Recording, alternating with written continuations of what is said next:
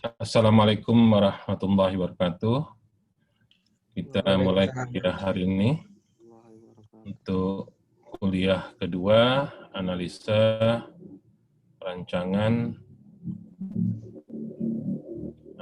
perancangan sistem informasi. Ya. Oke, saya share dulu filenya. Jadi,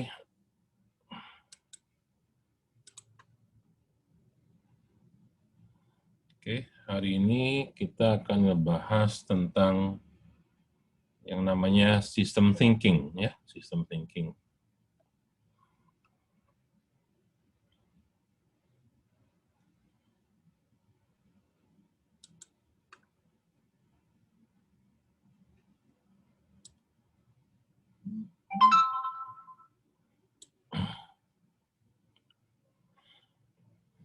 Baik, system thinking ini memberikan pemahaman kepada kita tentang logika, ya, cara berpikir, ya, sebagai seorang developer secara umum, ya. Dan ini sebenarnya tidak hanya berlaku dalam pengembangan suatu perangkat lunak atau sebuah sistem informasi saja, ya. Jadi sistem thinking ini maksudnya adalah kita berpikir apapun secara kesisteman, ya, secara kesisteman. Seperti apa yang secara kesisteman?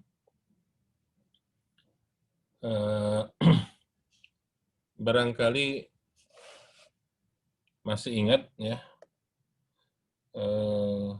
kalau saya nggak tahu ya, kalian waktu PTI diajarkan apa tentang pengantar teknologi informasi, ya.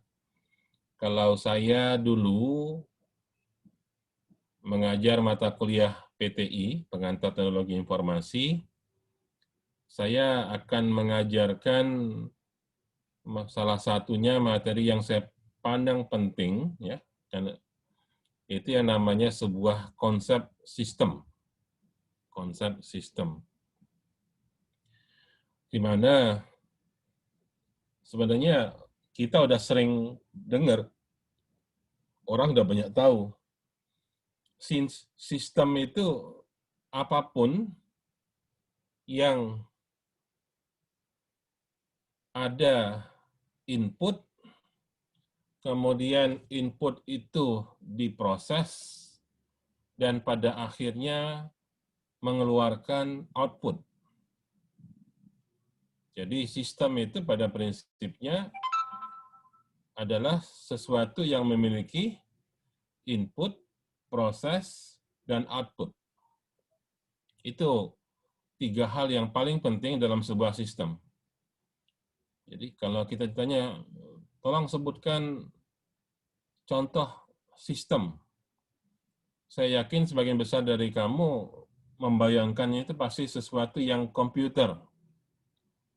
Ya. Oh, sistem perbankan, ya, sistem ATM. Nah, padahal semua yang disebut sistem itu tidak mesti yang berbasis komputer, ya, karena dia bisa kita sebut sebagai sebuah sistem sepanjang, ya, dia punya input, kemudian input tersebut diproses dan pada akhirnya mengeluarkan output. Nah, yang penting lagi bahwa bukan sekedar ada output, tapi setiap input yang diproses dan mengeluarkan output, maka terdapat perbedaan pada input dan output, di mana output adalah sesuatu yang memiliki nilai lebih dibandingkan dengan inputnya. Ya. Output adalah sesuatu yang memiliki nilai lebih dibandingkan inputnya. Itulah gunanya mengapa dia diproses oleh sebuah sistem. Ya, jadi proses itu untuk menaikkan nilai daripada yang diinputkan tadi, sehingga pada saat dia output menjadi output sudah berbeda nilainya. Ya. Jadi sistem itu salah satunya misalnya kalian, ya, sebagai mahasiswa baru, anak semester 1, baru masuk, tamat dari SMA, SMA-nya beragam, macam-macam SMA-nya, dengan segala macam kualitasnya, ya, itu menjadi input yang masuk ke dalam sebuah proses, yaitu proses belajar di Universitas Sriwijaya. Sampai nanti pada waktunya kamu dinyatakan lulus. Sehingga kamu akan keluar menjadi alumni. Nah, alumni itu adalah output. Itulah perbedaannya, ada perbedaan antara alumni yang dihasilkan oleh proses belajar di Unsri dibandingkan dengan dulu ada anak tamat SMA yang masuk menjadi mahasiswa di Unsri. Nah, kalau yang keluar dari Unsri itu tidak berbeda dengan saat dia masuk, maka artinya di dalam Unsri tidak ada sistem. Artinya input masuk, keluar lagi itu juga. Jadi coba kamu bayangkan ya, sistem itu seperti apa? Jangan sampai seperti burung beo.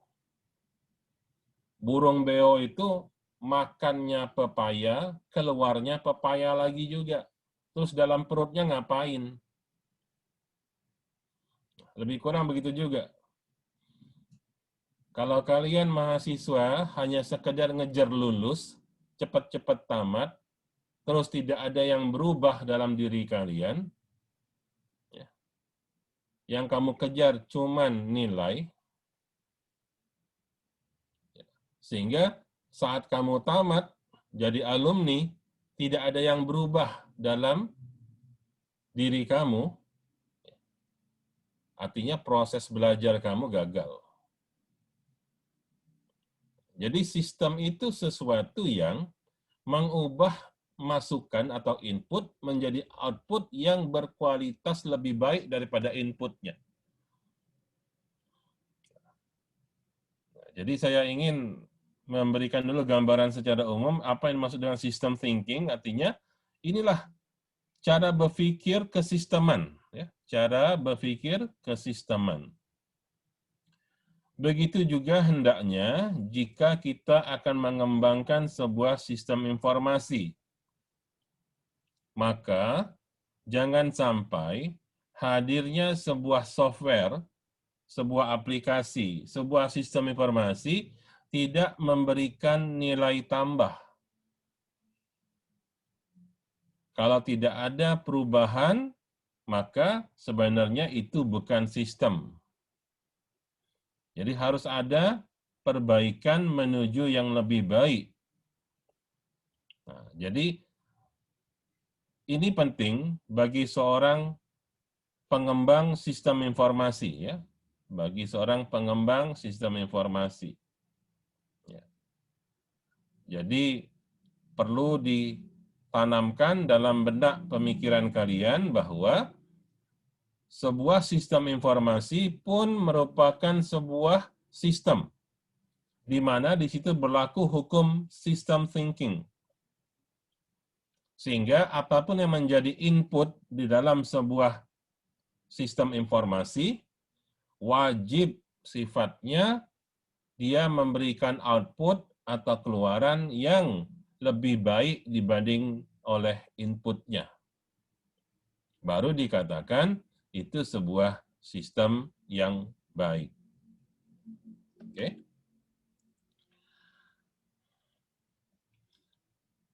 Itu sebabnya mengapa kalau kita ingin mengembangkan sebuah sistem informasi, maka kita harus punya sebuah tema, ya, tema, pendekatan, approach, ya, di dalam pengembangan sebuah sistem informasi, ya.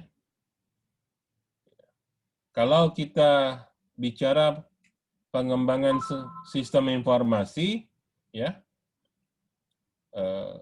maka kita selalu memikirkan misalnya apa yang menjadi kebutuhan dari organisasi. Maksudnya organisasi ini adalah di mana sistem itu bakal digunakan. Ya. Maka kita harus menggunakan pendekatan kesisteman. Kita harus berpikir secara strategis bagaimana sistem informasi itu. Ya. BPR itu maksudnya, BPR itu Business Process Reengineering. Apakah sistem ini akan melakukan perubahan-perubahan dalam bisnis proses dan sebagainya. Yang berikutnya adalah jika kita bicara data, maka data harus jelas pemodelannya bagaimana, data itu nanti akan diproses bagaimana, apa saja objek-objek yang ada di dalam sebuah data, dan sebagainya, ya. Jadi itu menjadi penting saat kita mengembangkan sebuah sistem informasi. Jadi untuk itulah maka materi kuliah hari ini, ya, kita akan belajar beberapa hal, ya. Yang pertama adalah kalian harus mampu menjelaskan, ya, apa yang dimaksud dengan sebuah system thinking. Itu. Jadi ukuran keberhasilan kalian dalam belajar untuk materi kuliah kedua hari ini adalah, pertama, kamu harus bisa mendeskripsikan apa yang dimaksud dengan system thinking. Yang kedua, kamu harus bisa mendefinisikan seperti apa sistem kerja manusia. Ya, human activity system. Ya, kamu harus bisa mendefinisikan seperti apa sistem aktivitas manusia. Kenapa? Karena sebuah sistem informasi yang bakal menggunakannya adalah manusia. Jadi tentunya sistem kerja manusia dipahami dulu, maka nanti komputer akan melakukan aktivitas seperti itu juga. Jadi jangan kita membuat sistem yang tidak sesuai dengan cara kerja manusia. Ya. Karena yang bakal menggunakan sistem informasi itu adalah manusia, bukan alien. Oke. Yang ketiga adalah dapat menentukan strategi sistem informasi dan perencanaan sistem informasi, ya. ISP itu Information System Planning. Yang keempat adalah dapat menentukan apa manfaat dari realisasi sebuah sistem informasi. Seringkali dalam tugas akhir, ya, dalam tugas akhir, mahasiswa seringkali mengarang. Saya bilang mengarang. Maksud mengarang apa? Nggak nyambung antara apa yang dia ceritakan pada aplikasi yang dia buat, dengan tujuan apa dia buat, dengan manfaat apa yang bakal diperoleh setelah membuat aplikasi tersebut atau sistem informasi tersebut. Yang kelima, tadi sudah saya singgung tentang BPR, ya, BPR, Business Process Reengineering. Ya, kamu harus bisa merangkum apa yang dimaksud dengan Business Process Reengineering. Ya, Business Process Reengineering itu adalah merubah cara kerja, tentunya menjadi lebih baik. Ya, Reengineering itu mengubah menuju yang lebih baik terhadap bisnis proses. Jangan sampai gara-gara ada aplikasi justru bikin ruwet. Ya. Contohnya, nah nanti kamu rasakan banyak, terutama yang semester mungkin udah semester 5 atau semester 7 sekarang itu. Nah, contohnya banyak aplikasi yang justru bukan tambah mudah, malah tambah susah. Ya. Ya. Contohnya di Prodi MI aja banyak sekali gitu ya. Ada aplikasi untuk pendaftaran tugas akhir, ada aplikasi untuk kerja praktek, dan sebagainya lah. Seharusnya hadirnya aplikasi atau sistem informasi itu mempermudah hidup kita, bukan nambah nyusahin.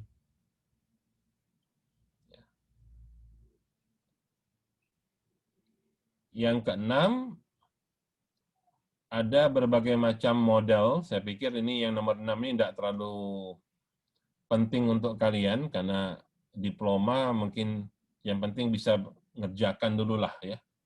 Tidak usah banyak model, cukup satu model saja kita pelajari nanti.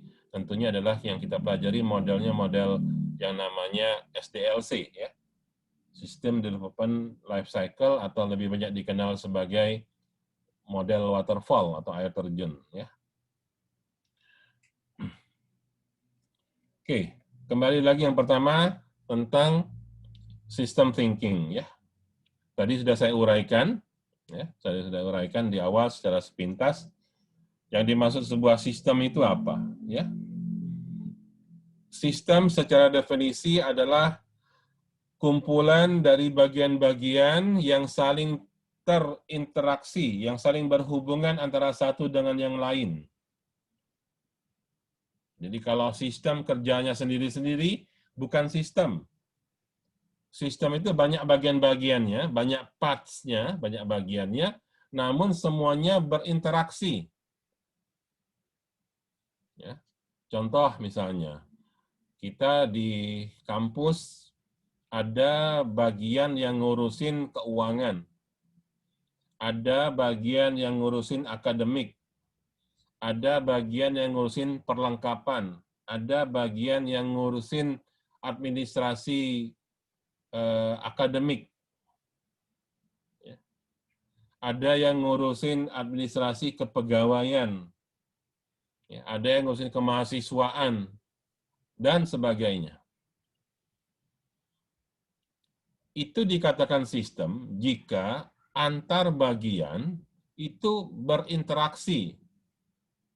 Maksudnya interaksi itu ada hubungan antara satu dan yang lain, bukan masing-masing kerja sendiri. Berikutnya adalah sistem dikatakan sebuah sistem jika melakukan sesuatu. Bukanlah sebuah sistem kalau dia tidak ngerjain apa-apa. Ya. Jadi harus jelas, melakukan sesuatu itu maksudnya ada fungsinya. Untuk apa dia ada? Ya. Misal, di sebuah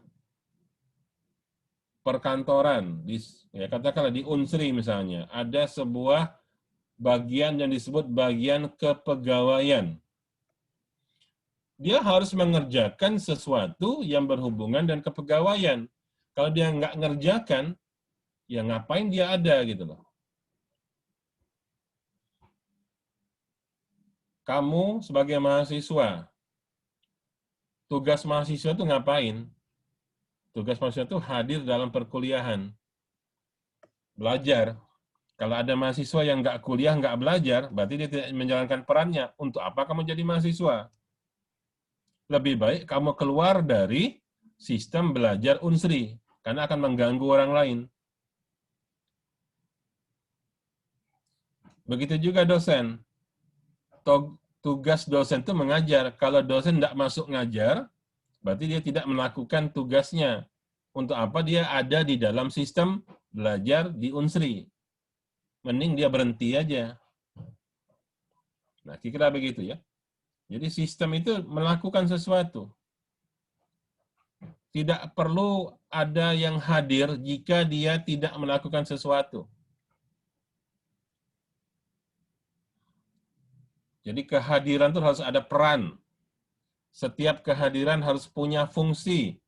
Setiap kehadiran eksistensi, maksud hadir ini bukan sekedar hadir datang, tapi ke, ke keeksisannya itu ada kontribusinya, ada manfaatnya, ada gunanya gitu loh. Ya. Kalau kita kembali lagi kepada keimanan kita, untuk apa manusia hadir di dunia ini? Al-Quran mengatakan bahwa tugas manusia adalah untuk beribadah. Itu Allah yang ngomong gitu. Jadi kalau ada manusia yang tidak ada beribadah, untuk apa dia jadi manusia? Mending dia jadi beruk baik. Ya. Kemudian yang harus kita pahami lagi dalam sebuah sistem, ya, ini ya, setiap bagian punya fungsi, ya sudah. Yang ketiga, yang keempat bahwa perilaku keseluruhan, perilaku keseluruhan dari sistem is not the sum, bukanlah penjumlahan atau bukanlah gabungan dari perilaku-perilaku dari setiap bagian.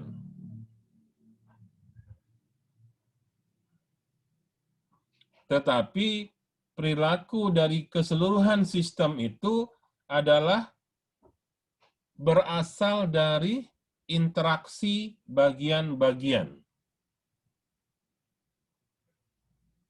Atau dikatakan dia merupakan emergence dalam bahasa Inggris. Emergence itu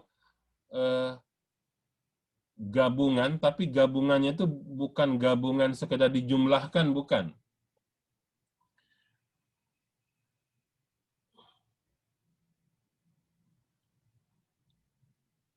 Jadi contohnya adalah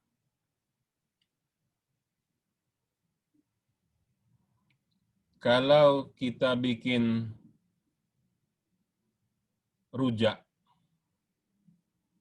dalam rujak itu ada buah mangga, ada nanasnya, ada timunnya, terus ada cabenya, ada gula Jawanya, bahkan bisa saja orang mencampurnya dengan asam Jawa barangkali dalam bumbunya dan sebagainya, atau gado-gado gitu juga, ya.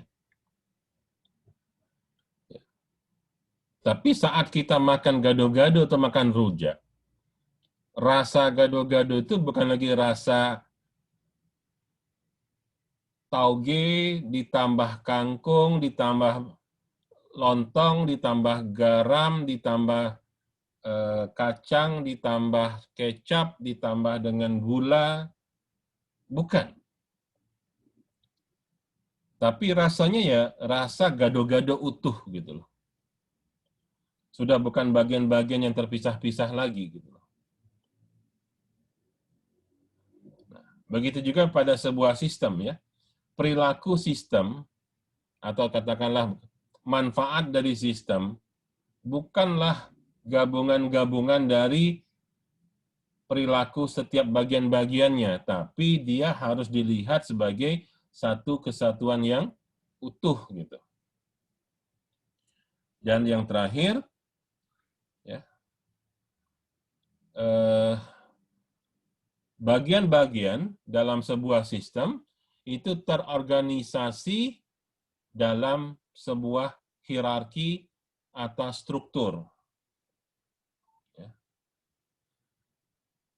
Jadi dalam sebuah sistem itu ada struktur organisasinya.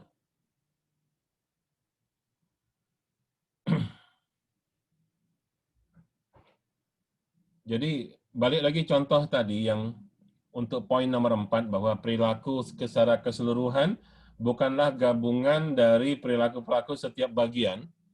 Maksudnya adalah begini, saya coba kasih contoh lain ya, yang lebih mengarah ke komputer misalnya. Ya.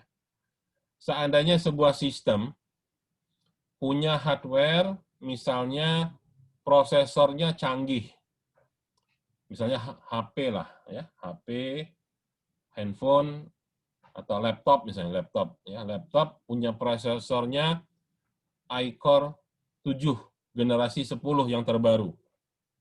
Misalnya. Ini prosesornya canggih. Namun, ada RAM, memori, yang lemot, yang kecil kapasitasnya. Katakanlah cuman 1 giga. Maka, secara keseluruhan, walaupun laptop itu punya prosesor canggih, tapi karena ada bagian komponennya, yaitu memorinya atau RAM-nya kecil, maka secara keseluruhan laptop itu bekerjanya lambat. Ya. Begitu juga sebaliknya. Ya. Ada HP baru, canggih, ya. Prosesornya katakanlah Snapdragon 785, nah, itu yang prosesor terbaru, yang paling ngebut. Memorinya, RAM-nya 8 GB misalnya, untuk sebuah HP, RAM 8 GB itu besar. Ya. Namun, dia di-install Android-nya Android 4. Android lama, versi lama misalnya. Apa yang terjadi? Ya, tetap aja tidak ada gunanya HP canggih, tapi Android-nya Android yang lama. Atau laptop terbaru, secara hardware dia canggih, tapi kita install Microsoft Office-nya atau Microsoft Windows-nya yang Windows 95 misalnya. Secara keseluruhan, laptop tersebut ya manfaatnya jelek, ya, kinerjanya.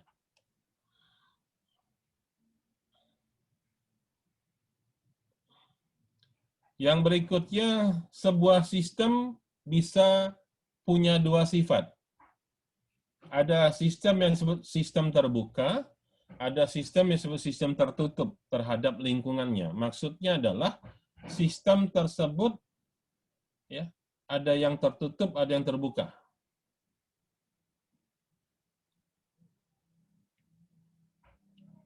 Sistem yang tertutup, dia sekali memproses, ya, itu saja yang dia proses, nggak bisa berubah.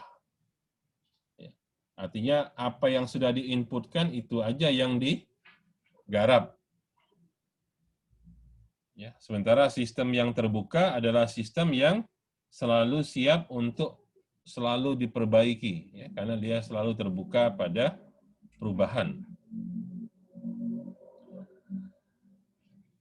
Kemudian dalam sebuah sistem material, ya, apapun bendanya, ya, material di sini tidak mesti dalam bentuk fisik barang, ya, bisa berupa data dan sebagainya. Dia akan bergerak melewati batas atau boundary dari sebuah sistem yang terbuka. Ya. Jadi disebut sistem terbuka itu adalah jika sistemnya itu bisa mendapat masukan yang baru.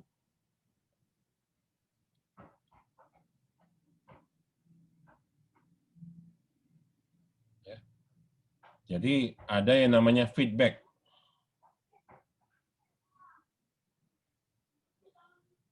Dan sekali lagi saya katakan sistem yang terbuka tadi adalah sistem yang selalu dapat diperbaiki. Selalu ada perubahan menuju yang lebih baik. Jadi, open system atau sistem terbuka dimaksudkan untuk selalu dapat meningkatkan hasilnya menuju menjadi lebih baik. Kalau sistem tertutup itu adalah sistem yang nggak mau mendapat masukan baru. Ya. Itu aja selalu dikerjakan yang nggak berubah. Sementara sistem yang terbuka adalah sistem yang selalu ada evaluasi diperbaiki. Evaluasi diperbaiki, ya. Jadi ada masukan-masukan baru. Dan yang terakhir, sebuah sistem terbuka dimaksudkan ya tujuannya jelas arahannya mau kemana, tapi tidak tetap. Jadi selalu berubah. Maksud selalu berubah, selalu diperbaiki menjadi lebih baik. Ya. Ini contoh sebuah sistem. Ya. Sebuah sistem selalu digambarkan bisa bulat, bisa kotak. Ya. Yang penting sistem itu memisahkan apa yang ada di dalam dengan apa yang ada di luar. Pembatasnya itulah yang disebut dengan boundary atau garis batas. Ya. Jadi yang berada di luar garis boundary disebut environment atau lingkungan. Sementara, seperti tadi saya katakan, di dalam sebuah sistem selalu ada hierarki. Ya, di sini digambarkan bagaimana proses-proses yang berlaku di dalam sebuah sistem itu ada hierarkinya, ada tahapannya.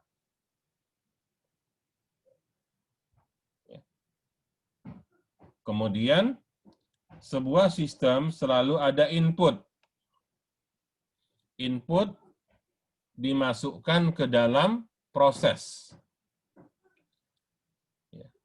Apapun bisa jadi input. Ya.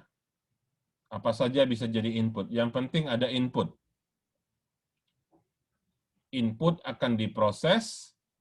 Proses itu berlangsung secara bertahap atau ada tingkatannya, ada hierarkinya, ada prosedurnya, dan sampai akhirnya di proses paling akhir dia akan mengeluarkan output. Ya. Jadi penting berpikir secara kesisteman ini supaya saat kamu mengembangkan sebuah sistem informasi, pastikan pertama, jelas apa yang menjadi input. Kedua, jelas di mana batas sistem dengan bukan sistem. Ya. Karena ini sangat krusial. Banyak sekali kakak-kakak tingkat kamu pada saat tugas akhir ditanya hal seperti ini, ngawur semua. Yang ketiga, jelas prosesnya, apa yang dikerjakan di dalam itu, dan keluar menjadi output yang jelas juga. Apa yang jadi output? Ya bayangkan saja bagaikan sebuah pabrik sistem itu. Jadi ada bahan baku yang dimasukkan, di dalam pabrik ada yang dikerjakan, bahan baku itu diolah, begitu dia selesai keluar pabrik harus ada outputnya. Ya. Tinggal outputnya itu apa? Apakah produk, benda, layanan, atau justru sampah? Jadi kamu bayangkan, kalau inputnya itu adalah batang pohon kayu yang baru ditebang. Jadi batang pohon baru ditebang, masuk dalam pabrik, diolah, tiba-tiba keluar sudah jadi kursi, jadi meja, jadi almari. Berarti dia berhasil, sistemnya itu berhasil mengubah bahan baku kayu sampai jadi perabot. Tapi bayangin kalau ada pohon batang kayu baru ditebang, masuk dalam pabrik, entah diapain, dipotong, digergaji, dia apa segala macam, tiba-tiba keluarnya hanya sampah saja, hanya bubuk kayu saja, nggak ada barangnya, maka yang keluar itu adalah waste atau sampah. Jadi jangan sampai kamu bikin aplikasi sistem informasi seperti itu. Bahan baku bagus, keluar bisa jadi sampah. Apalagi yang masuk itu sampah, udah pasti keluarnya sampah. Jadi dalam sistem informasi kita mengenal ada cara berpikir garbage in, garbage out. Yang masuk sampah, yang keluar juga sampah. Ingat itu ya. Jadi ya sangat penting memahami inputnya apa, supaya outputnya jadi lebih baik.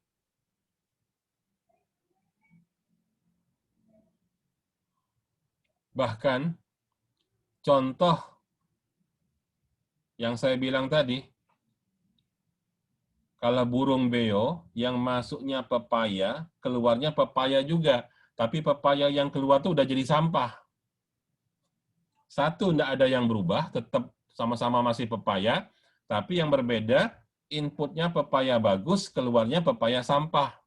Nah, itu rusak banget itu. Tapi ada yang masuknya sampah, tapi yang keluarnya ya terserah mau nganggapnya sampah apa bukan ya. Di Jepang ada seorang peneliti yang mampu menghasilkan sesuatu yang menurut mereka ya, menurut mereka. Kalau menurut saya sih enggak. Menurut mereka lebih baik. Apa itu? Di Jepang itu sudah kesulitan mencari tanah. Karena di Jepang itu pulaunya sempit, kecil-kecil, penduduknya padat, sehingga tanah itu sudah mahal sekali. Jadi pemanfaatan tanah atau lahan lebih optimal tujuan penelitiannya. Apa yang dia lakukan? Kalau di Indonesia kita masih mudah membuat septic tank. Ya. Jadi kalau kita bikin WC, maka tinja itu dibuang masuk dalam septic tank. Diserap dalam tanah. Nah, kalau di Jepang, untuk bikin septic tank itu sudah nggak ada lagi tanahnya. Apa yang mereka lakukan? Mereka kumpulkan semua tinja itu, karena dia tahu tinja itu adalah berasal dari bahan organik, yang berasal dari makanan. Mereka kumpulkan, mereka olah, mereka proses, sampai akhirnya, karena mereka tahu bahwa yang dimakan manusia itu salah satunya adalah protein, maka mereka mengumpulkan protein-protein sisa yang berasal dari tinja, mereka ubah, ya, sampai akhirnya bisa menghasilkan daging lagi, mereka bikin steak. Dan mereka makan lagi. Menurut mereka bisa mengubah tinja yang tidak ada nilainya, bahkan sampah, untuk diproses menjadi daging yang mereka bisa makan kembali. Ya, silahkan, kalau orang Jepang bilang itu outputnya lebih baik daripada input, betul secara naluri manusia. Tapi kalau kita meyakini itu tetap aja namanya najis. Nah, tapi setelah pemikiran bahwa input diolah, diproses, menghasilkan output yang lebih baik, sudah terpenuhi di sana. Itulah sebuah sistem. Jadi tolong perhatikan, sebelum menjadi pengembang sistem informasi, membuat sebuah perangkat lunak, apapun itu, kamu yakinkan, kamu mengerti betul inputnya apa, proses yang mau dikerjakan apa saja, ngapain saja prosesnya, sehingga nanti dia akan menghasilkan outputnya apa. Ya. Inilah yang dimaksud dengan sistem thinking. Ya. Dan di dalam sebuah sistem pasti ada namanya kontrol atau pengendalian. Ya. Oke. Ya. Ada pembandingan, ya, maksudnya kontrol membandingkan antara aktual performance, ya, kenyataannya, dengan realisasi dengan apa yang dipersyaratkan pada target atau standar. Ya. Sehingga nanti bisa diukur kualitasnya. Sehingga ada cara-cara untuk mengukur seberapa besar keberhasilan output yang dihasilkan. Itu namanya indikator dari sebuah sistem. Ya. Nah, indikator inilah yang akan kembali dibandingkan antara output dengan kontrol. Ya. Oke, itu secara umum garis besarnya. Jadi apa yang dimaksud sebuah sistem yang demikian? Ya, itu yang dimaksud dengan sebuah sistem. Sekali lagi, sistem adalah sesuatu yang punya input, ada boundary, ya, untuk memisahkan yang mana bagian sistem, mana yang lingkungan. Kemudian di dalam sistem ada proses, prosesnya punya hierarki atau jenjang-jenjang yang nanti akan menghasilkan output. Di dalam sistem juga harus ada pengendalian atau kontrol, ya, di mana kontrol itu akan mengukur output dibandingkan terhadap target atau standar, sehingga nanti bisa diukur seberapa tingkat keberhasilan dari sebuah sistem. Jadi dengan demikian, apa yang dimaksud dengan system thinking? Karena judul kuliah kita tentang system thinking, ya, maka yang pertama kamu harus menyadari, ya, dalam pengembangan sebuah sistem informasi itu adalah salah satu dari sistem. Ya, jadi kalau kita ngomong sistem harus jelas mana input, mana proses, mana output, mana kontrolnya, ya, mana proses-prosesnya, gitu. Kemudian dari situ juga akan terlihat dengan jelas dalam sebuah sistem kita harus menunjukkan mana batasnya atau boundary-nya. Sehingga dengan batas yang jelas akan kelihatan mana yang bagian dalam, yang internal, itu disebut proses, mana di bagian luar yang disebut environment atau lingkungan. Ya. Jadi yang barangkali sudah pernah belajar APSI sebelumnya, kamu saat belajar tentang konteks diagram akan mengerti mana yang disebut sistem, mana disebut dengan external entity, maka disebut external entity, entitas luar. Ya. Sesuatu yang berada di lingkungan luar sistem. Ya. Yang keempat, yang kalian harus pahami dalam system thinking adalah yang baik sistem itu adalah sistem yang bersifat open. Apa sistem yang disebut open system? Sistem yang selalu menerima perbaikan. Sistem yang bisa menerima feedback.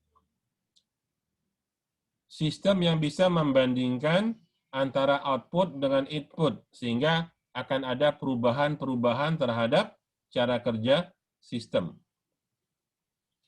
Berikutnya adalah sebuah system thinking, cara berpikir sistem adalah kita harus jelas tujuannya, purpose-nya itu.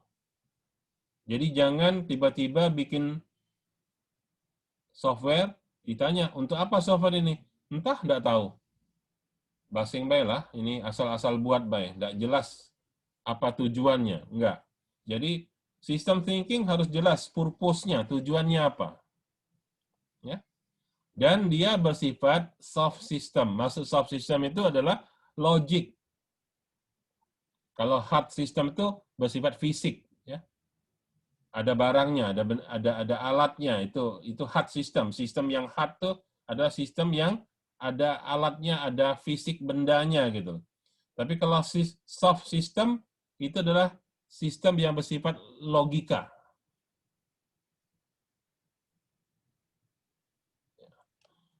Oke. Jadi sekali lagi, kalau mau didetailkan, system thinking itu adalah mental model, ya. Sebuah model yang bersifat abstrak.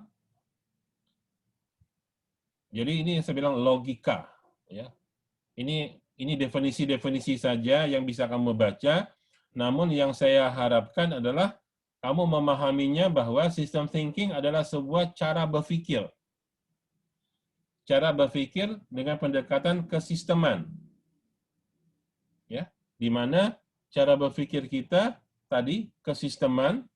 Jadi kalau sistem itu harus jelas mana input, mana proses, mana output.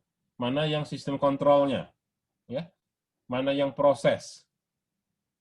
Yang kedua, cara berpikir kesisteman itu adalah jelas batas-batasnya. Mana yang termasuk, mana yang tidak termasuk. Mana bagian lingkungan. Ya.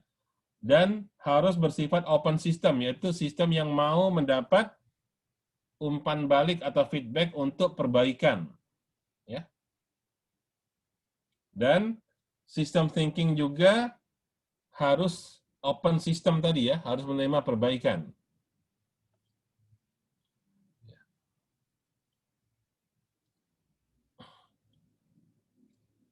Seperti apa yang open system itu? Yaitu sistem yang dinamis.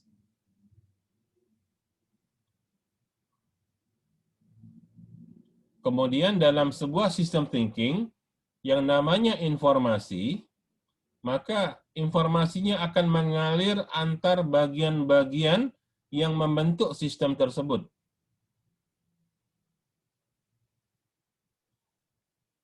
Dan jangan lupa bahwa sebuah sistem merupakan sesuatu yang merupakan bagian dari lingkungannya. Sesuatu yang merupakan bagian dari lingkungannya. Dengan demikian, maka akan juga ada aliran informasi dari dan ke lingkungan. Dari dan ke lingkungan. Jadi artinya dari luar, dari lingkungan akan ada informasi atau data yang masuk ke dalam sistem, kemudian dari sistem akan ada data atau informasi yang mengalir keluar dari sistem menuju ke lingkungannya. Disinilah kita lihat batas atau boundary itu bersifat semi-permeable. Ya.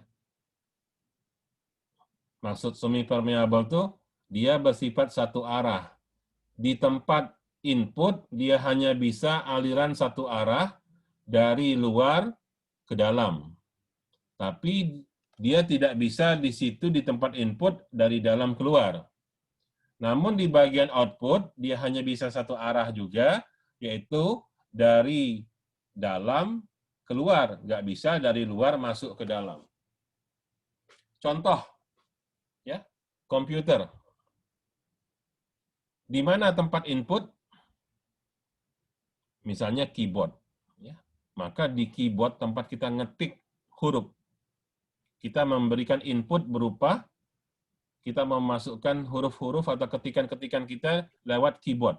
Maka di situ tempat masuk. Tidak akan pernah ada huruf keluar dari keyboard.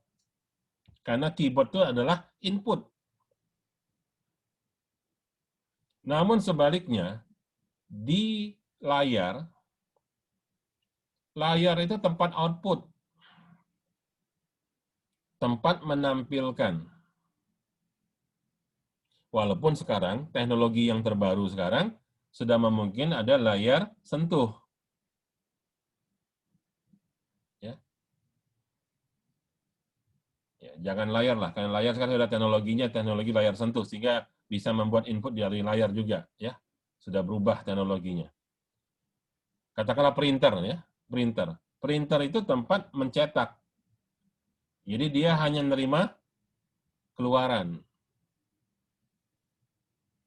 Namun sekarang ada printer yang juga sudah bisa, tentunya seiring dengan pengembangan teknologi, printer yang bukan hanya untuk mencetak, karena dia bisa jadi input. Seperti apa? Yaitu printer yang di dalamnya juga ada scanner. Dia menjadi tempat input. Tapi secara konsep dia berbeda antara printernya dengan scannernya, sebenarnya dua alat yang digabung. Ya. Jadi di sini ada aliran informasi dari luar masuk ke dalam dan dari dalam keluar ke lingkungan.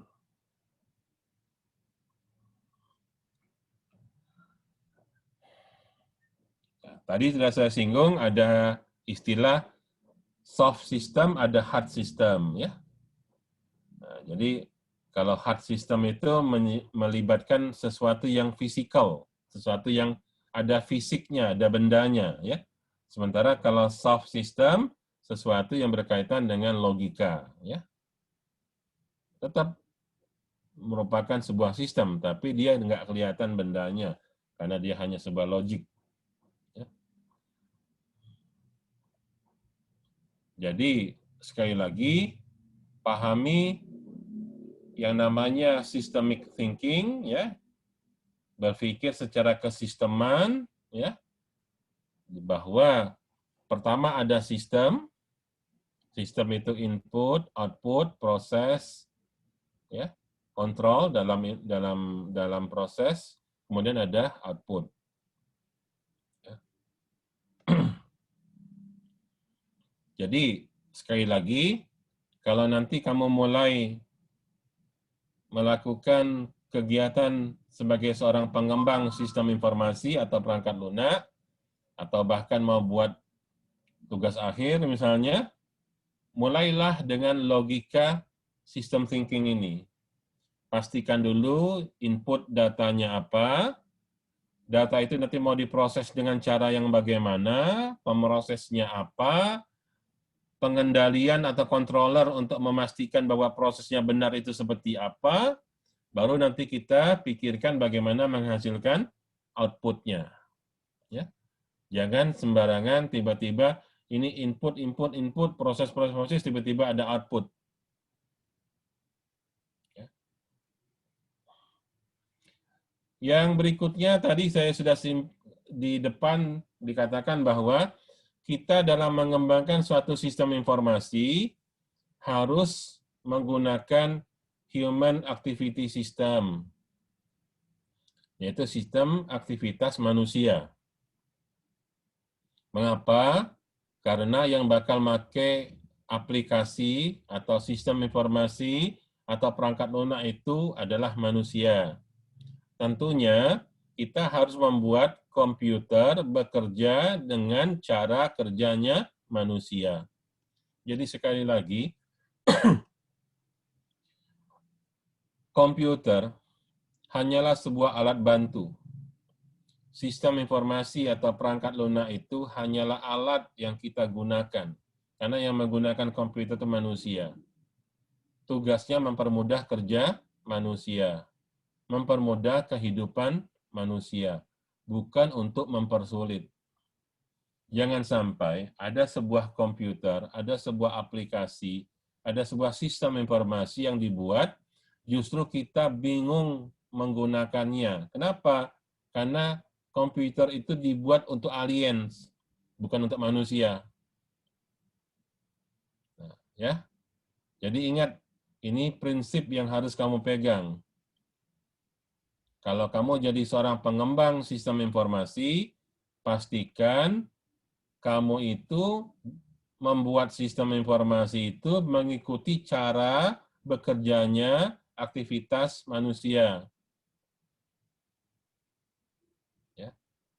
Maka sangat penting kita memahami cara kerja manusia.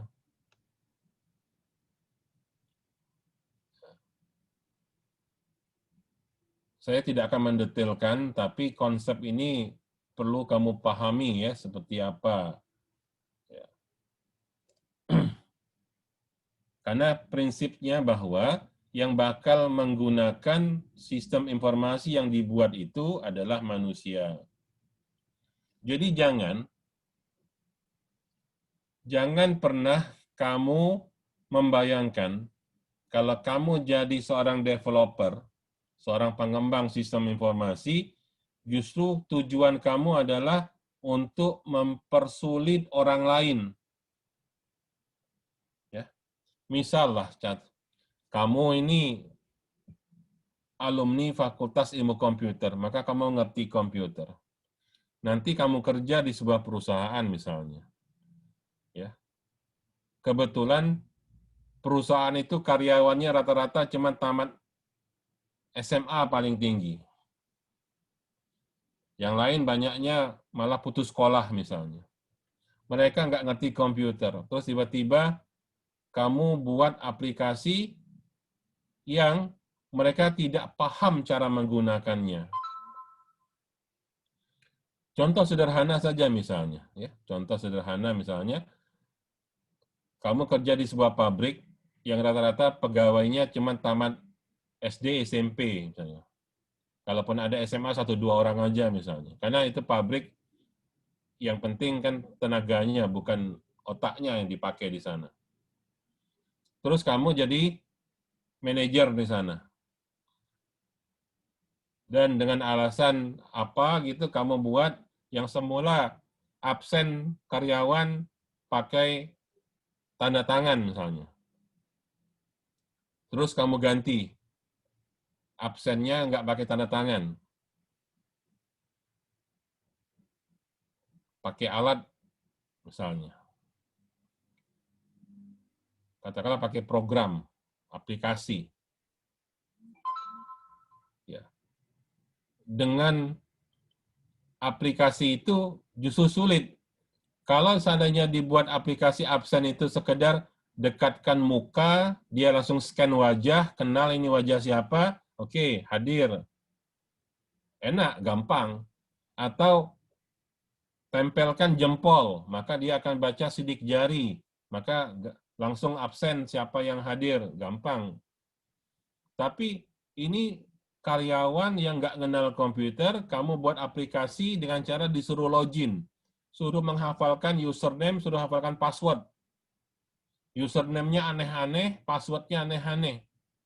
Pasti bingung mereka. Ini yang saya bilang, kamu membuat sebuah sistem ya, yang tidak mengikuti cara aktivitas manusia bekerja. Karena manusia itu beragam, nggak semua manusia paham. Tergantung pendidikannya, kebiasaannya, dan sebagainya. Oke? Ya ini nggak perlu saya terangkan lah, lebih kurang intinya penjelasan sudah saya sampaikan tadi. Intinya buatlah sebuah sistem informasi yang dipahami cara kerjanya karena sama dengan cara kerja manusia. Ya. Ini juga sama ya. Oke. Berikutnya adalah dalam sebuah sistem informasi kita harus punya strategi. Maksud strategi di sini adalah apa maksud dan tujuan hadirnya sistem informasi tersebut. Ya. Jadi, hadirnya sebuah sistem informasi itu sebuah program, sebuah software, sebuah perangkat lunak, bukan tujuannya untuk gaya-gayaan supaya keren, tidak. Ada alasan mengapa sebuah sistem dibuat. Nah, dalam sistem informasi, mengapa dia itu dihadirkan? Maka pada umumnya kehadiran sistem informasi itu dimaksudkan satu, untuk meningkatkan efisiensi. Dua, memberi manfaat penghematan biaya. Ketiga, memberikan keunggulan untuk bersaing. Dan yang keempat, peningkatan efektivitas. Ya. Ada efisiensi, ada efektivitas. Ya. Silahkan coba diingat-ingat lagi pelajaran semester 1 waktu saya ngajar dasar manajemen. Apa beda efektif dengan efisien? Ya, jadi perlu kita pertimbangkan pada saat kita mau memulai mengembangkan sebuah sistem informasi, ini konsep strateginya apa? Kalau dia bersifat efisiensi, artinya ada yang dihemat. Apakah tujuannya itu ingin menghemat waktu? Apakah ingin menghemat tenaga kerja yang tadinya mestinya dibuat oleh 10 orang, sekarang karena pakai komputer cukup 2 orang saja? Yang tadinya diketik manual, ya harus butuh waktu 10 jam, sekarang dengan komputer cukup setengah jam, misalnya 30 menit. Ya, ditentukan ya. Apakah ingin mencapai efisiensi atau efektivitas. Atau ya, biasanya efisiensi ada kaitan dengan cost ya, memberikan manfaat secara biaya, mengurangi biaya dan meningkatkan keunggulan dalam bersaing atau berkompetisi ya.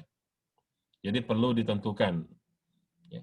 Makanya nanti kalau kamu bikin skripsi, konsep ini akan berkaitan dengan tujuan dan manfaat dari hadirnya sebuah sistem informasi. Ya, ini sambungannya lah lebih kurang bagaimana kita merealisasikan manfaat, benefit ya, manfaat atau benefit. Bagaimana kita merealisasikan. Jadi harus punya sebuah konsep bagaimana nanti manfaat itu bisa dihasilkan. Ya, saya sering sekali ketemu skripsi-skripsi yang menuliskan tujuan dan manfaat, tapi sampai akhir di kesimpulan tidak pernah terjawab apakah tujuan tercapai apa tidak, manfaat bisa diraih apa tidak. Ya, jadi ini penting. Ya. Ini level manfaat. Ya. Level manfaat. Dari yang paling sederhana, paling bawah adalah suksesnya project management, suksesnya project, atau suksesnya organisasi. Ya. Kalau suksesnya project itu bahwa proyeknya selesai, nah itu sukses namanya. Kalau proyek yang sukses, bukan sekedar sukses, tapi bisa mencapai tujuan bisnisnya. Tapi apakah memberikan dampak nilainya apa tidak, itu belum tentu. Ya. Oke. Saya tidak akan membahas ini terlalu dalam, tapi bagi yang ingin tahu, silahkan cari di Google, cari yang namanya framework Porter. Ya. Ini framework Porter tentang strategi berkompetisi, ya, strategi berkompetisi, ya. Ya, saya tidak, ini kan karena ini materi untuk S1 ke atas, nah, tapi kalau kalian pengen tahu ya silahkan ya.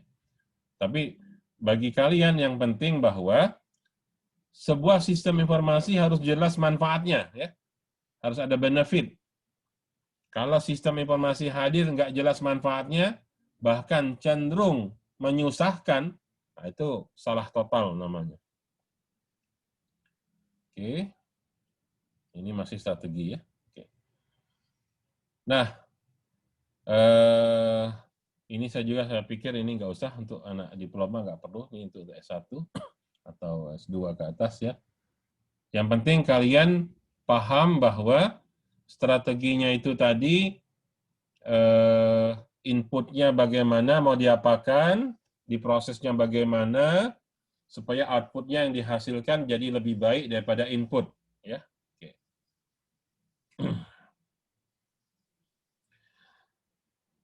Berikutnya adalah tentang BPR, Business Process Reengineering. Ya. Jadi definisi dari BPR itu adalah merubah total. Ya. Jadi di sini dikatakan fundamental rethinking and radical redesign. Jadi dia bukan sekedar mengubah sedikit-sedikit, tapi mengubah secara total cara kerja. Mengubah secara total cara kerja. Jadi kalau hadirnya sebuah sistem informasi hanya sekedar mempersulit, itu akibat dari tidak melakukan yang namanya business process reengineering. Ya. Jadi business process reengineering itu adalah cara kerja kita jadi berubah total. Perubahannya secara radikal, semuanya berubah. Ya, jadi lebih sederhana. Kalau tidak, justru hadirnya sebuah sistem informasi malah memperpanjang mata rantai bisnis proses kita. Ya. Oke, saya pikir itu cukup yang penting ya. Business process, ya. Kemudian kita punya namanya ISP, Information System Planning, perencanaan sistem informasi. Kembali lagi saya mengingatkan, coba buka-buka lagi catatan waktu kuliah dasar manajemen, ya, tentang planning, tentang perencanaan. Ada perencanaan jangka pendek, jangka menengah, jangka panjang, ya. Nah, makanya dalam sistem informasi juga ada hal yang demikian juga. Apakah sistem informasi yang kita buat ini untuk jangka pendek, apakah untuk jangka menengah, ataukah untuk jangka panjang? Ya, jadi perlu jadi pertimbangan. Kalau jangka pendek barangkali dipakai untuk sementara aja.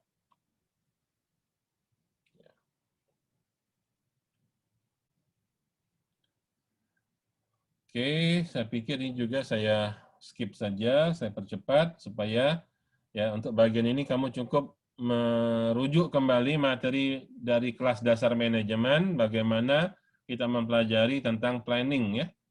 Planning dulu dikaitkan di sini, jadi strategi dia. Ini juga masih planning. Ada jenis strategi growth, ya, pertumbuhan, tahapan-tahapan. Oke, ini saya pikir saya lewatkan aja, ya, tentang strategi. Jadi ini intinya ada tahapan-tahapan dalam pengembangan sistem informasi. Oke, saya pikir itu materi tentang system thinking. Ada pertanyaan sampai di sini? Ada pertanyaan? Sampai di sini tentang system thinking. Hmm?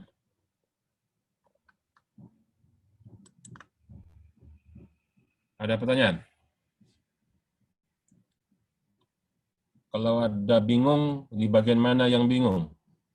Ya. Kalau bingung itu tanda berpikir. Justru kalau nggak bingung itu tanda nggak berpikir gitu.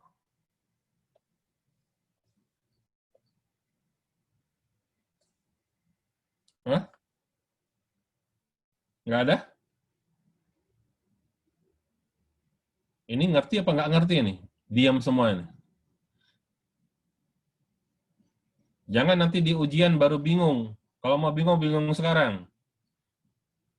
Atau yang parah lagi tuh bingungnya saat kompre. Ya. Ada 2 orang tuh mahasiswa bimbingan saya angkatan 2016 yang terpaksa diluluskan demi kasihan. Ya. Ujian komprenya diluluskan, tapi sampai sekarang nggak saya tanda tanganin revisinya karena sampai sekarang nggak betul-betul bikin analisa dan perancangan sistem informasinya. Saya bilang terus terang aja, nggak akan saya tanda tangan sampai betul. Kalau masih salah, kalau perlu ulang lagi kuliah APSI, saya bilang.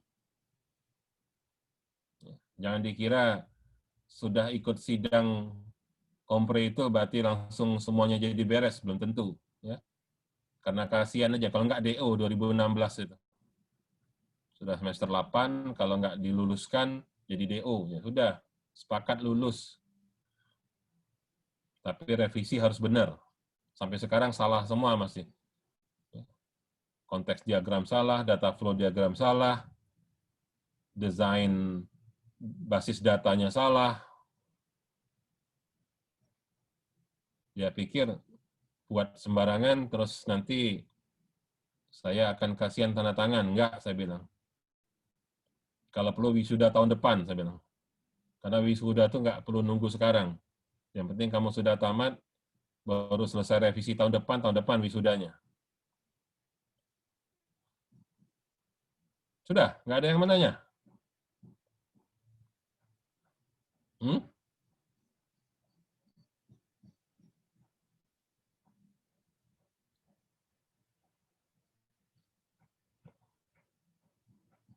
Kalau nggak ada yang nanya, ya sudah, habis kuliahnya. Coba sesi tanya jawab. Kalau nggak ada yang mau tanya, kalau bingung, bingung bagian mana yang nggak paham? Yang perlu diulang bagian mana yang perlu diulang? Ini kuliahnya 3 SKS ini. 2,5 jam ya. Ini baru 1 jam 15 menit. Baru separuh. Tapi nggak tahu nih kalau kuliah online begini nih serius kuliah atau yang penting nongol gitu.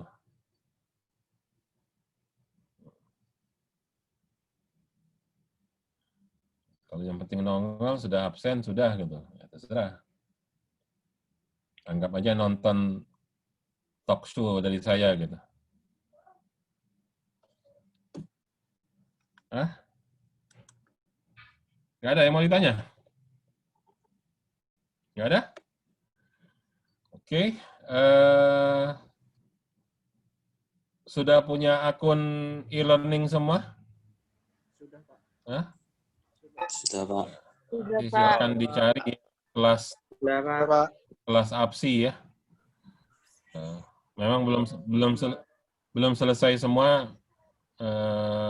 Saya upload belum selesai semua ya, tapi nanti bertahap saya masukkan ya.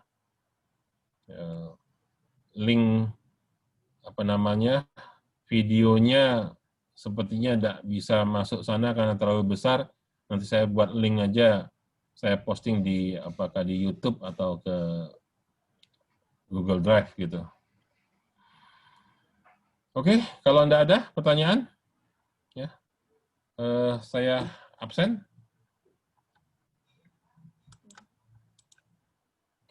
Kelas A, Isna ini ada? Isna ini? Nggak ada? Ada. Hah? Ada. Dava? Saya, Pak.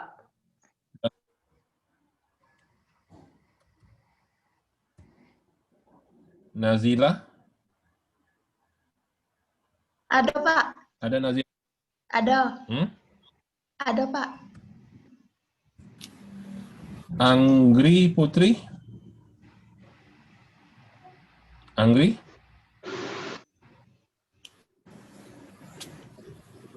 Nggak ada? Hadir, Pak. Putri? Hah? Hadir, Anggri hadir, Pak. Mana?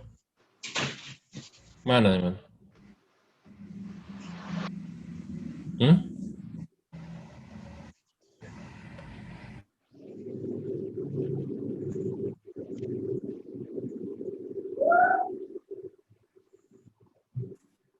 Mana tadi Anggri? Hmm? Anggri Putri mana?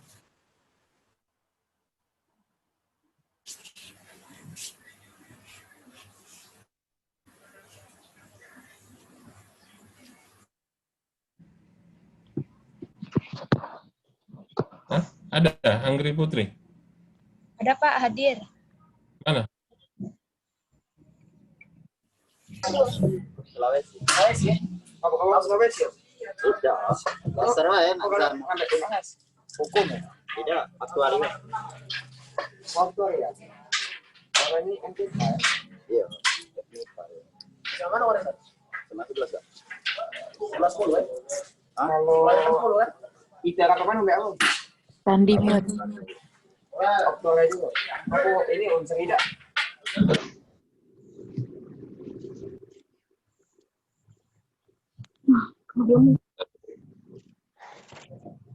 Coba semua sambil ketik sambil saya absen juga ketik di chat nama dan NIM. Kelas A-nya, kelas A atau kelas B gitu ya. Di chat ya. Ya Pak. Sambil saya absen juga ketik di chat nama, NIM dan kelasnya A atau B.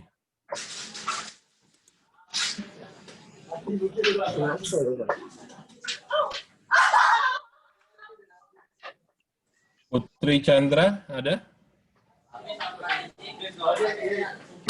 Ada, Pak. Hadir. Hadir. Lutfia? Lutfia? Yang lain mic-nya dimatikan dulu yang lain, kecuali yang namanya dipanggil. Lutfia ada? Hadir, Pak. Oke. Risa Rapika? Risa? Risa nggak ada? Hernando? Hadir, Pak. Siti Aprianti? Hadir, Pak. Angelia Sophia? Hadir, Pak. Tegar Sadewa? Hadir, Pak. Hadir. Muhammad Raihan? Hadir, Pak.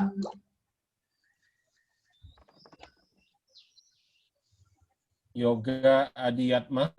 Hadir, Pak. Andika Dwi Putra? Andika?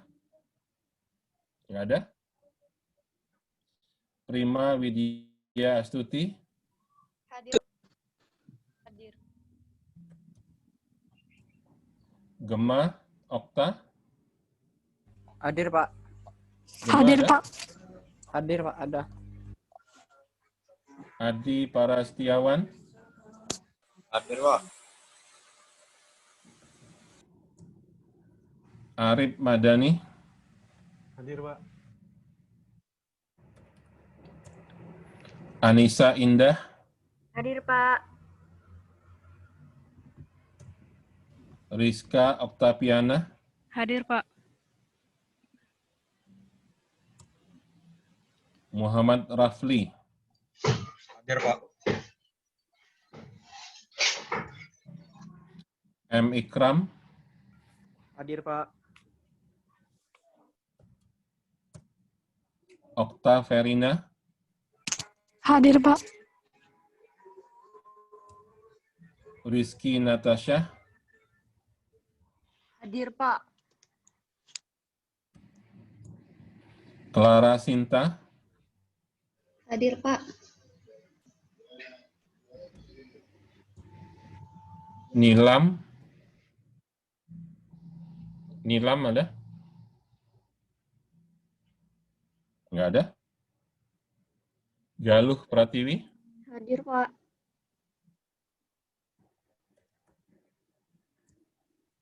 Anjeli?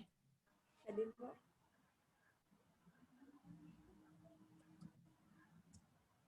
Abdul Hakim? Abdul Hakim? Nggak ada? Asmanizar? Asmanizar? Juga nggak ada. Sandi? Nilam hadir, Pak. Hadir, Pak. Sandi, Pak. Nilam ada. Hadir, Sandi, Pak. Nilam hadir, Pak. Sandi hadir, Pak.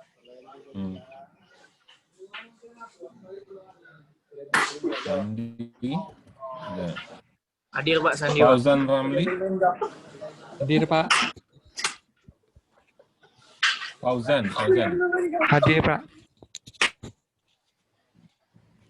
Hadir, Pak. Dewi Ainsyah? Hadir, Pak. Fatimah Azahra? Hadir, Pak. Firman? Hadir, Pak.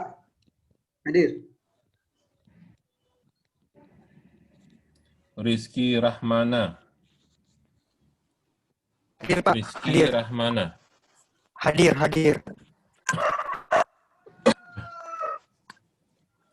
Oke, itu sudah. Mana hadir, Pak?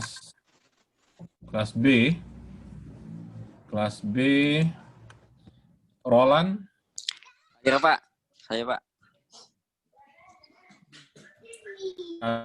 Azwar Lazuardi? Hadir, Pak. Azwar.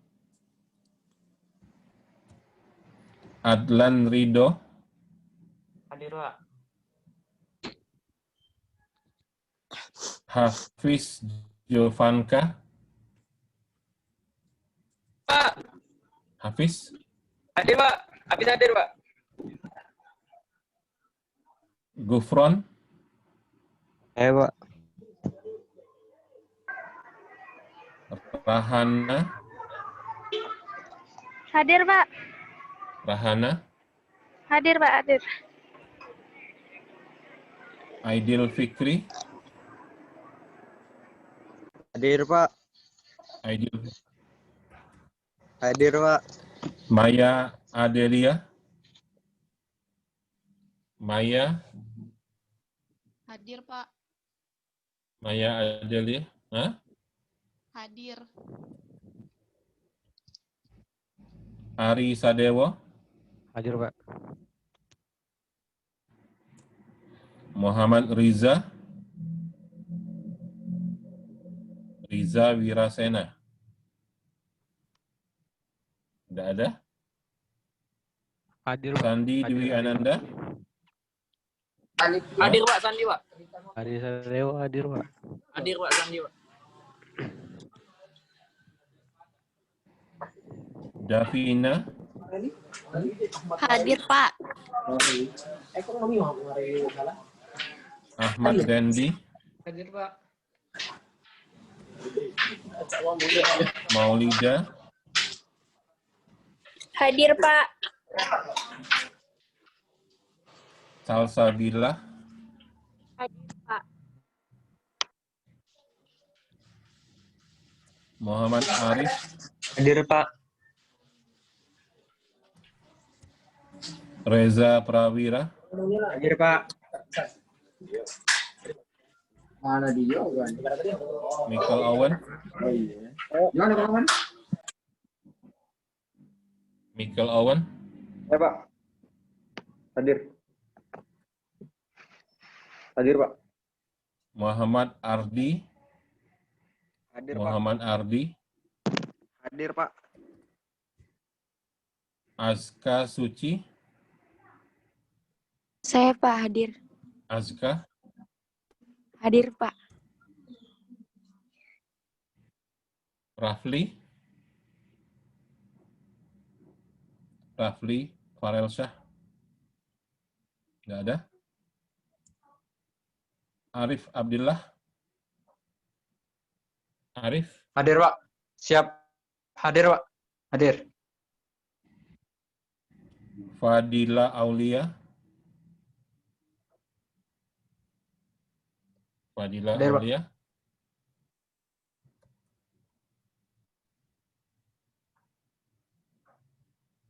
Fadila, Fadila itu cowok atau cewek? Fadila Aulia Dara. Cewek, Pak. Ya, tadi kok jawabnya cowok tadi? Hah? Tadi ada Pak cewek, suaranya kecil. Alda Zaranti, Hadir, Pak. Cahyani Hairunisa, Hadir, Pak. Bagas Wahyu, Hadir, Pak.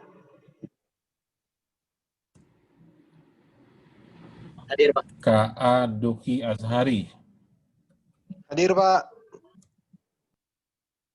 Muhammad Fadil Satrio, Hadir, Pak. Nadia Faradila, Hadir, Pak. Agung Danu Prasetyo. Agung? Nggak ada. Yomanda, Saya, Pak. Hadir. Fajar Alamsyah. Pak, Fajar Hadir. Alamsyah. hadir, Pak. Ada yang belum diabsen? Ada yang belum dipanggil? Saya, Pak. Sendito, Pak. Sandi sudah, Pak, ya? Ya? Sendito, Pak. Belum absen, Pak. Iya. Sendiri, Pak.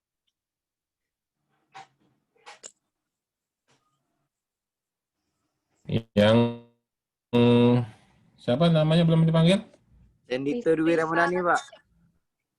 Dan, Pak. Kelas apa? A atau B? B, Pak. Ya A. Zidan kelas A, Pak.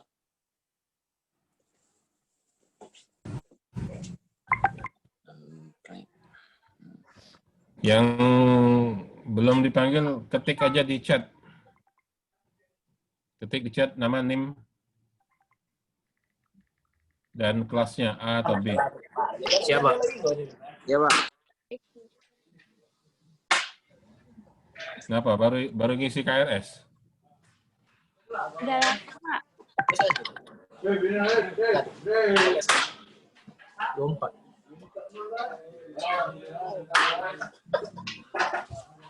Sandi.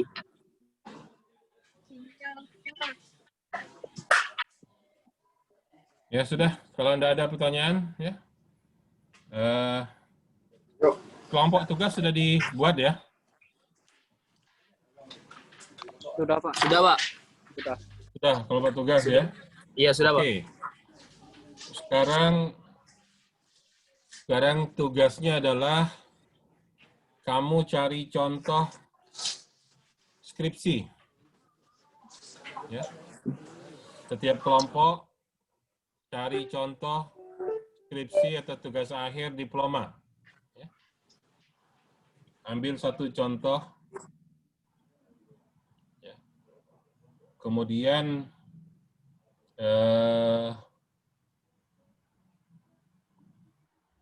nanti kita akan bahas ya. Jadi untuk sementara ini cari dulu contohnya. Kemudian coba dievaluasi skripsi yang ada itu ya.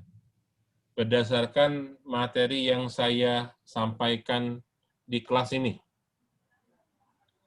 Ya, jadi biar kamu langsung merasakan apa yang kita pelajari di kelas.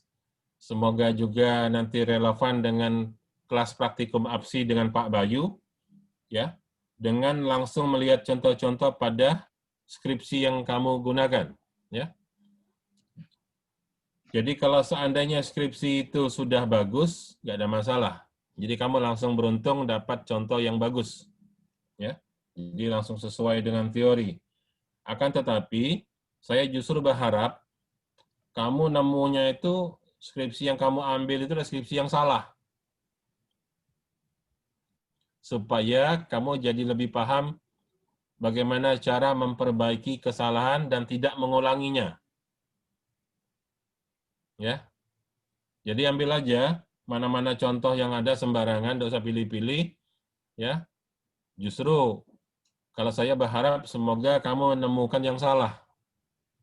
Supaya nanti kamu bisa membandingkan apa yang saya jelaskan di kelas dengan apa yang dibuat oleh kakak-kakak tingkat kamu yang saya bilang banyak salah tadi.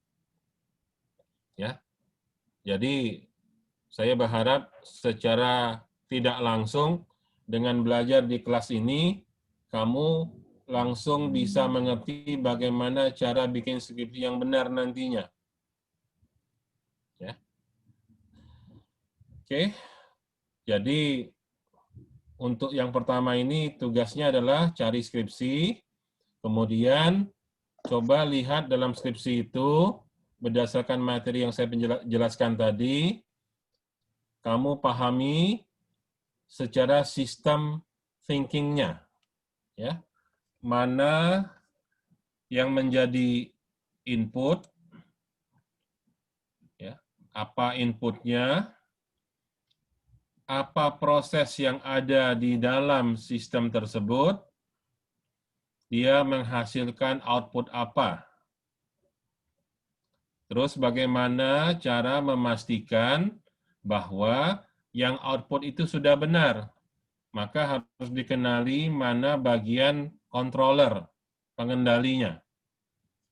Jadi bagaimana mengetahui ini benar apa salah? Tentunya dengan membandingkan antara output dengan standar atau target. Ya. Kemudian tadi kita sudah juga belajar bahwa di dalam sebuah sistem selalu ada yang namanya boundary. Boundary itu menjadi batas antara mana sistem, mana lingkungan. Yang mana sistem, mana lingkungannya. Nah, itu juga coba di dalam skripsi yang kamu jadikan contoh, coba dikenali. Mana batas-batas boundary tadi, mana yang di luar boundary yang menjadi lingkungannya. Apa saja lingkungannya. Nah, ya. Untuk sementara itu dulu, ya. Cukup sedikit-sedikit ya dipelajari. Jadi tugas yang pertama ini secara kelompok, per kelompok bisa perorangan. Jadi satu kelompok satu contoh aja, satu kelompok satu skripsi, ya, satu kelompok satu skripsi, ya. Kemudian kita mengenali mana inputnya, mana prosesnya, mana outputnya, dan mana controllernya. Controller ada dalam input, ada dalam proses, dalam proses. Ya. Nah. Terusnya inputnya apa? Betulkah inputnya diproses sehingga menghasilkan output yang punya nilai yang lebih baik dari input? Ya. Terus boundary-nya di mana saja yang membatasi bagian dalam dan bagian luar. Nah, itu namanya boundary. Nah, yang ada di luar apa saja yang masuk dalam lingkungannya tadi. Ya, nanti seiring dan bertambahnya materi pelajaran, tugasnya nanti akan bertambah lagi juga. Jadi saya akan menggunakan cara seperti itu supaya kamu setidak-tidaknya nanti saat bikin skripsi jadi sudah paham, ya, tidak bingung lagi. Oke, kalau tidak ada pertanyaan, kita akhiri kuliahnya sampai hari ini. Terima kasih. Assalamualaikum warahmatullahi wabarakatuh. Waalaikumsalam warahmatullahi